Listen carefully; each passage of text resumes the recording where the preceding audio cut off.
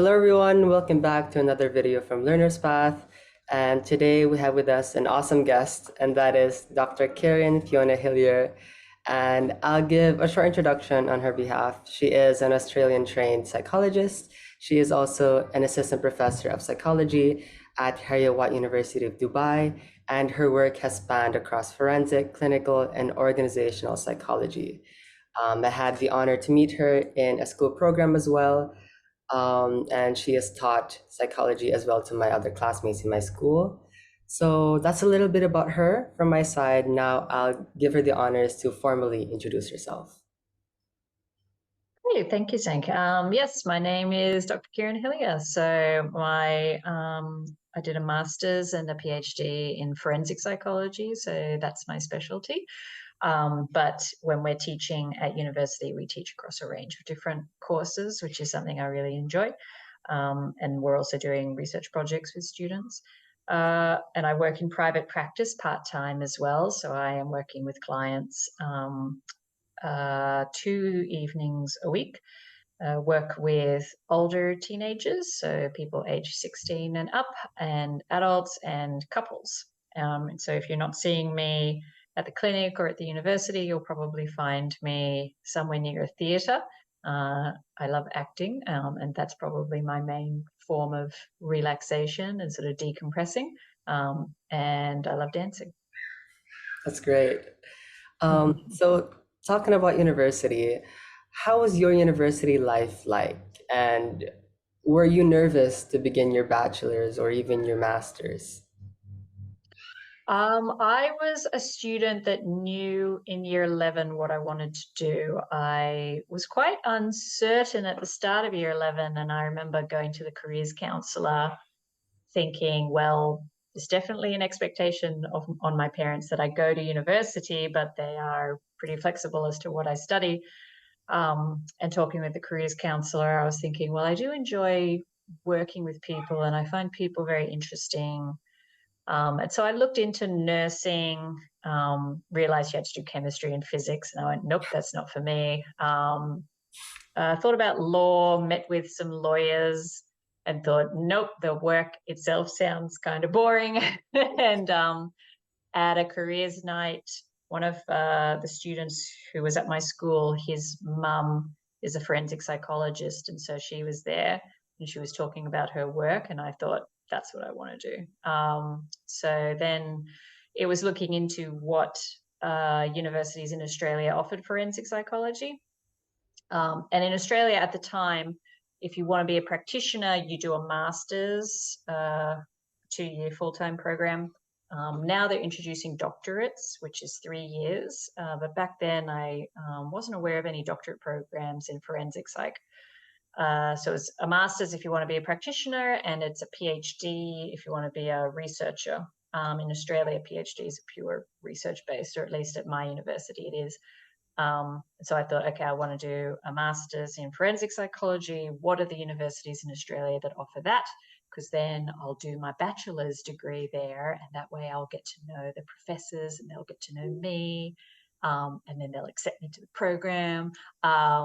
So that sort of, there was only 3 universities at the time that offered a master's in forensic program. And only one was in Sydney, and I was at boarding school in Sydney and thought I'd like to stay. So it ended up becoming sort of fairly straightforward as to where I would go.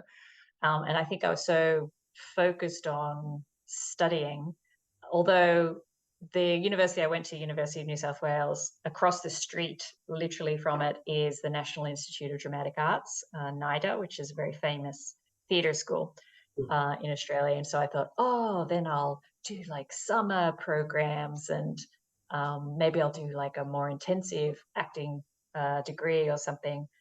And I did one play when I was in first year, and then got so into my degree that uh, the NIDA, the acting side, kind of fell to the wayside, and now I've sort of fallen back into it now that I'm in Dubai.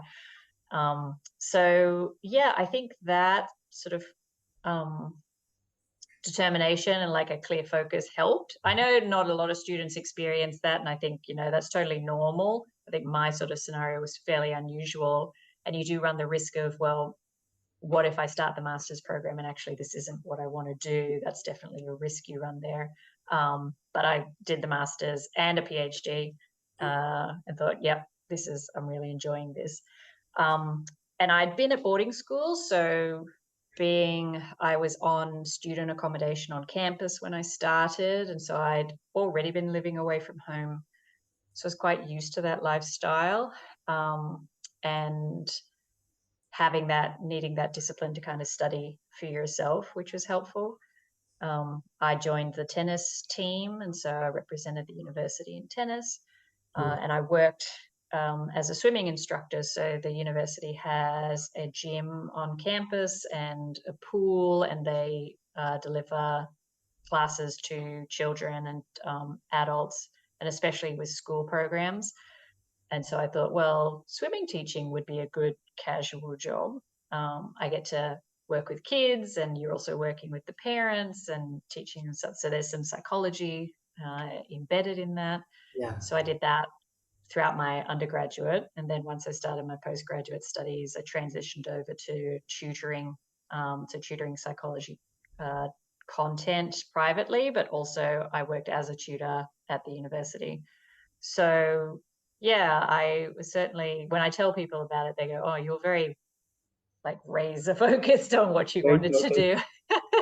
A lot of activities going on. Yeah. Yeah, yeah, and I think that that helps to have some other stuff. The volunteering that I did at the local hospital also sort of related to psychology, but I was also DJing at their internal radio station, which was fun. Um, so you can do volunteering if you feel like that's going to complement what you want to study and work. But I think it's also fine to do other things just to expose yourself to Yeah. different areas. And sometimes it's just as useful to know what you don't want to do. Compared to what you do want to do. So it can be, well, let me try something out and just see if I like it, because maybe I'm not going to know until I give it a go. Yeah.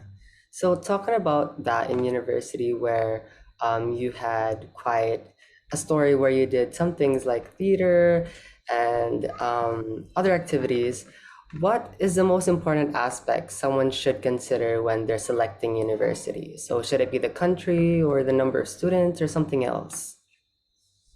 I think you want to be doing the program, the degree that you're interested in, because everything else will then fall into place. If you're not enjoying what you're studying, uh, the other stuff can be useful, but it can also work as a procrastination and an avoidance strategy.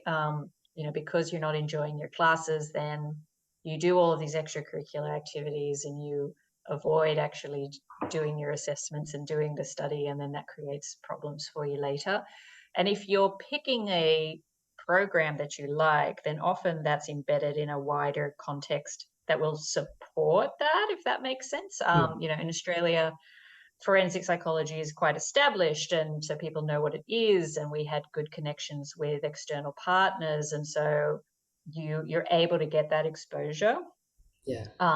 because that's what they're planning for. They're sort of prepping you to be able to interact with these other entities in the industry. Uh, so part of that might then be looking at who's actually teaching. I think that's also important, and probably something students don't give as much consideration to as they could be. Who do you want to be learning from? Do you want to be learning from people who have quite a lot of industry experience, and so you'll be covering content, but they'll also provide an opportunity for you to talk with them about their own experiences and things that they found most useful in their studies that's actually most relevant now that they're working. Do you want someone who's very research focused, because that's what interests you? um, and depending on what you study, psychology is just an example, but there's so many fields in psychology that, if you're interested in forensic, great, but there's clinical and there's sports psychology and there's health psychology and there's cultural psychology and cognitive psychology. And so like language psychology, the educational psychology, there's so many. And so well, then if I'm interested in educational psychology, for example, then who's the person who's actually teaching that? Are they really do they have that? in-depth experience versus they're delivering the content that might have been devised by somebody else. So I think that's important to think about as well. But having said that, I'd say university, you want to choose the one that's going to most satisfy your academic cravings and your goals there, but then also make time for the extracurricular activities because your brain needs that time. Like you need a break. Students can get very intense. I know I certainly did for a period. And I realized that that wasn't probably helping me, where you kind of neglect everything else because you're so focused on your grades. Yeah. And I can definitely understand that it can feel very, especially for you guys in high school, it feels so competitive. And you're trying to get that mark that will get you into university. And I work with older adolescents. And so a lot of the time this academic stress comes out. And having, being in a university, I can definitely tell you that if university is what you want to do, there's always another alternative pathway to get you in, whether it's a foundational program or a degree entry program, which is what we call it at Heriot-Watt, or you enter through another program that has maybe a lower entry criteria, and then you do well and those marks allow you to transfer over to your program of interest, or you do go to maybe a sort of lower tier. I don't like that term, I guess, but other universities that the staff are just as good and the materials just as good, but maybe it's not as well known or famous as the more established names, but you're still going to get a really good education there. And their strengths are in potentially other areas like the industry connections that they've got, or the types of research projects you can be participating in. But there's always another way that you can get around it. But if university is not for you, to also that's okay. Again, I think sometimes students, maybe there's pressure from parents or wider family or society that it's, oh, you should go to university. Yep. But if that's just not where your interests lie, you're not going to enjoy university. And we do have students who aren't enjoying it and they don't do well and they drop out. And I feel like that's an even more difficult conversation to have with your parents because now you've spent money at the Yeah. university. So I think sometimes parents just want to know that, okay, if you don't want to do university, but what do you want to do? And if you can't answer that, then I can understand parents feeling anxious that, we want you to have a pathway, we want you to have structure, we want you to be moving towards a goal. So if not university, then what's the alternative goal that you have and what's your plan to work towards that? And so to sort of think about that for yourself, like what are the things that I want to be doing? Because sometimes university is just not necessarily the best place for what you're genuinely interested in doing, or it might be helpful, but it's not the singular thing. So yeah, it's a lot. So then it's once students, coming back to your question around the extracurricular activities, using those activities as a way to give your brain a break from the study, allow that information to get consolidated into long-term memory, use your brain and your body in different ways. And certainly the research suggests that students who are involved in extracurricular activities, both at the high school level and at the university level, do better academically. And it does look good on your CV when you are applying for internships or jobs and stuff like that, because it shows the diversity of interests that you've got. It shows that you've been able to develop a range of different skills across a range of different contexts. So it's our academic system is a little weird in that you work so hard to get into university, and then depending on the type of degree, maybe you're working very hard again to get certain marks. Psychology, if you want to be a professional psychologist, you need to go into postgraduate study, and the postgraduate places are limited, and so it is competitive and students are trying their best. And then once you get in and then you finish your postgrad, genuinely no one cares about your marks. Once you finish that, They are interested in like what it's like to work with you and how Mm. you did in your work placements and your ability to apply the knowledge that you've got, because you do see students who are maybe very book smart, Oh, um, but struggle with some of those other less tangible skills that you need to have as a psychologist.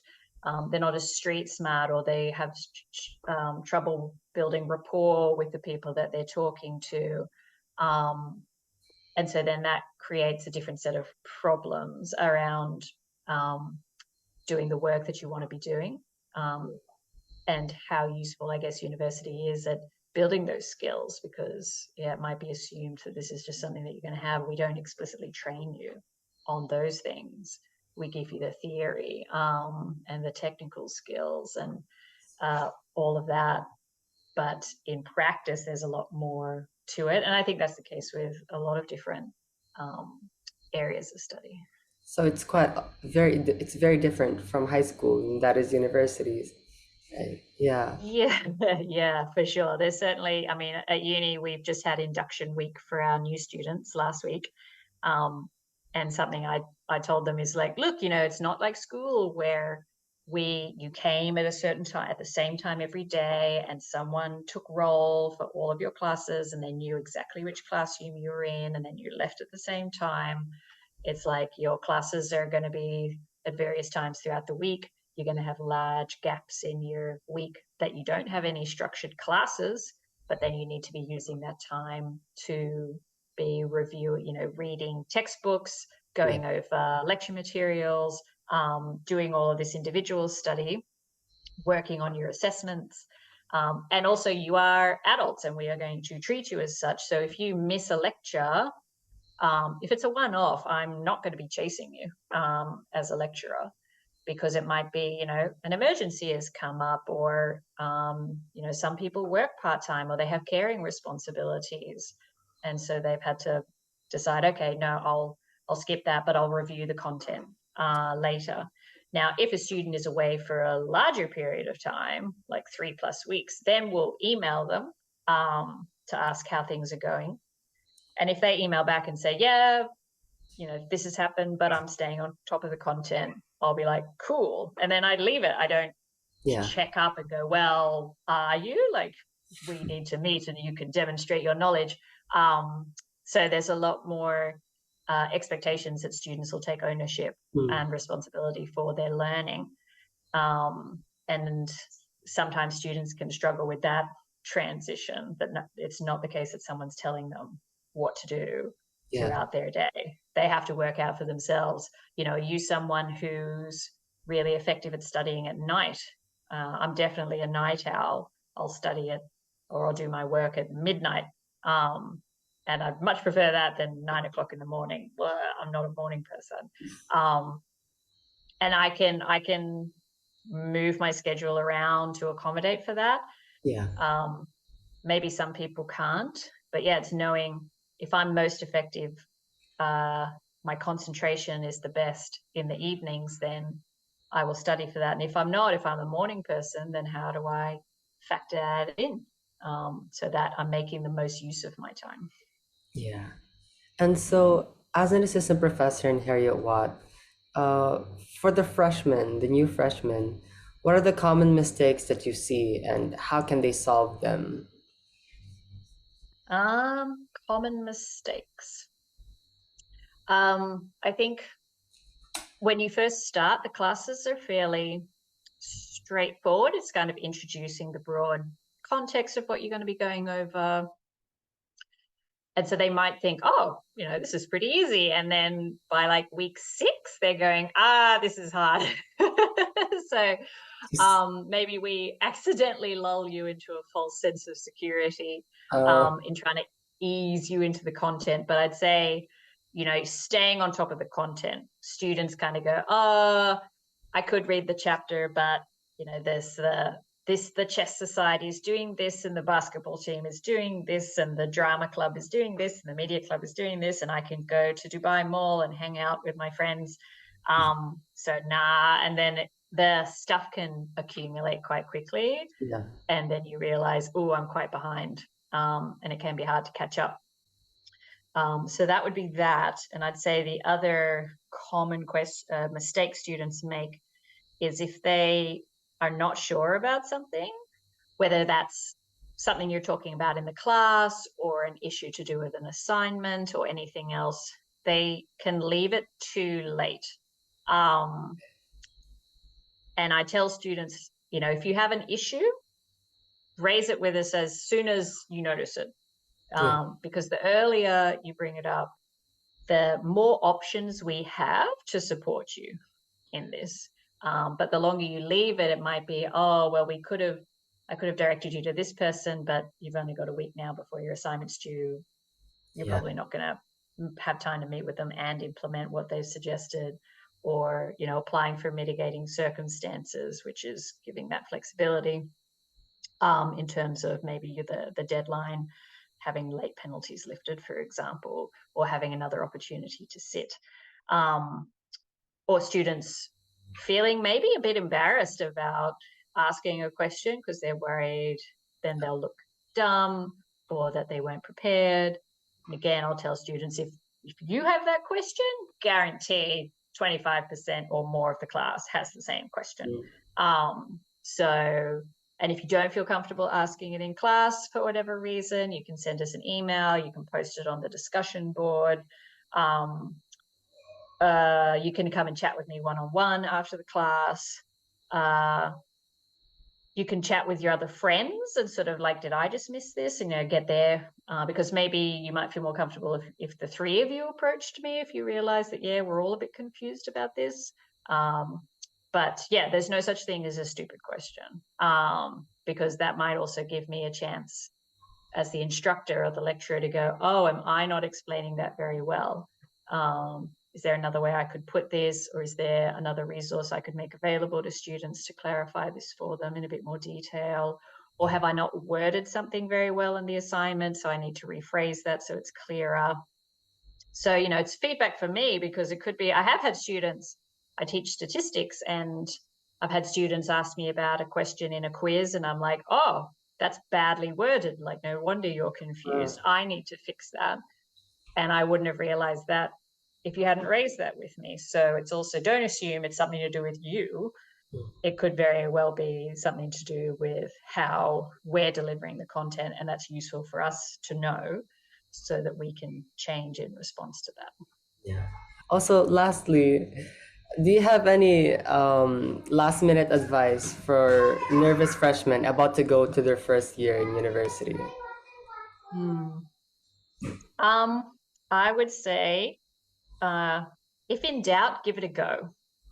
Mm. There's often a lot of different activities and events and opportunities going on at university. And you don't have to do everything because you've got to prioritize. You can't do everything. And saying yes to this thing might necessarily mean saying no to something else. And that's okay. But it's if you've never done photography before and you're like, well, the photography club is going to having this event, let me just go and see what it's like. And if I go, oh, that's not for me, but now I know, or oh, that's really interesting, or well, photography is not for me, but I met a really nice person there and I can see us being friends just being here at university. And it's the same with, the academic side. If in doubt, talk to your lecturer, talk to the tutor who's delivering the course, ask a question on the discussion forum, put together a study group so that you can bounce off IGs with each other. Because university can be a really great experience. I think it's breaking into that little bit of anxiety that we all have about something new and, change. And coming to university is a huge step. It's scary for sure. And that it's okay to be scared. And maybe scared is a bit too intense. Maybe it's, feeling a bit anxious or self-conscious or unsure of yourself. But normalizing that, like, this is a big thing of, it would be weird if I wasn't a little bit stressed Mhm. about this. But just because I'm a little anxious doesn't mean I shouldn't do it. It can be, okay, well then this is manageable.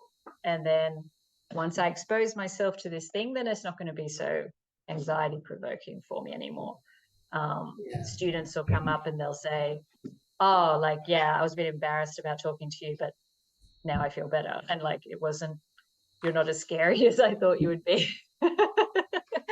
um, so I think it's, yeah, that would be the main suggestion, is that we have an amazing ability as humans to build up this big scary scenario in our head. And the vast majority of the time, it is not as bad as we are making it out to be. But you just need to give it a go so you can see that. Yeah. All right. Thank you so much, Dr. Kirin, for being with us in this coffee chat. I'm sure that those watching have had your insight in their hearts. And I know that those who are about to go to university, even though they're very nervous, I know that after hearing your words, they've calmed down a bit. And I know that you're going to be very excited for their first year. And so, once again, thank you so much, Dr. Kirin. Great. Thank you very much for having me.